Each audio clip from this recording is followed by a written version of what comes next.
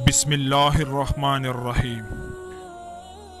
اللہ کے کچھ بندے ایسے ہوتے ہیں جن کے بارے میں رب کریم نے ارشاد فرمایا ہے، ان عبادی لیس لک علیہم سلطان، اے شیطان مردود، جو میرے بندے ہیں تیرے ان کے اوپر قابو نہیں چل سکے گا۔ رابعہ بصری اللہ کی نیک بندی تھی، تہجد کے وقت اٹھتی تھی تو یہ دو دعائیں مانگتی تھی۔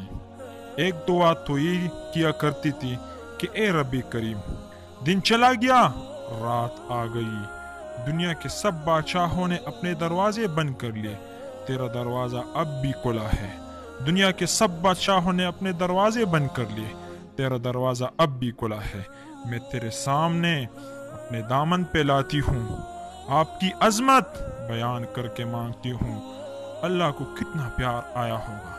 اور دوسری دعا یہ کیا کرتی تھی، اے اللہ، جس طرح آپ نے آسمان کو زمین پر گرنے سے روک دیا ہے، شیطان کو مجھ پر مسلط ہونے سے روک دیجئے۔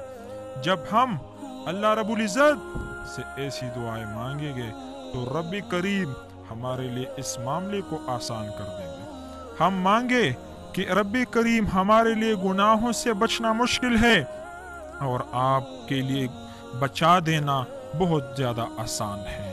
ہم اپنے آپ کو آپ کے حوالے کرتے ہیں۔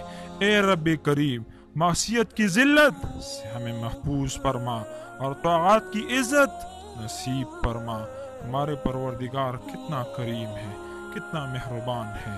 ایک بزرگ کا قول ہے، فرمایا کہ اللہ رب العزت نے میرے دل میں الہام کی یہ بات ڈال لی کہ میرے بندوں سے کہہ دو کہ تمہیں جب بھی رزق کی تھوڑی کمی محسوس ہوتی ہے، فوراً اپنے دوستوں کی محفل میں بیٹھ کر میرے شکوے کرنے شروع کر دیتے ہو، اور تمہارا نامہ اعمال گناہوں سے بھرا ہوا میرے پاس آتا ہے۔ میں فرشتوں کی محفل میں تمہارے شکوے کبھی نہیں کرتا۔ ہمارا پروردگار کتنا کریم ہے، کتنا مہربان ہے۔ اللہ اکبر کبیرہ۔ چلیے ناظرین، ملتے ہیں ایک نئی خوبصورت ویڈیو کے ساتھ، تب تک کے لیے اپنا ڈھیر سارا خیال رکھیے گا۔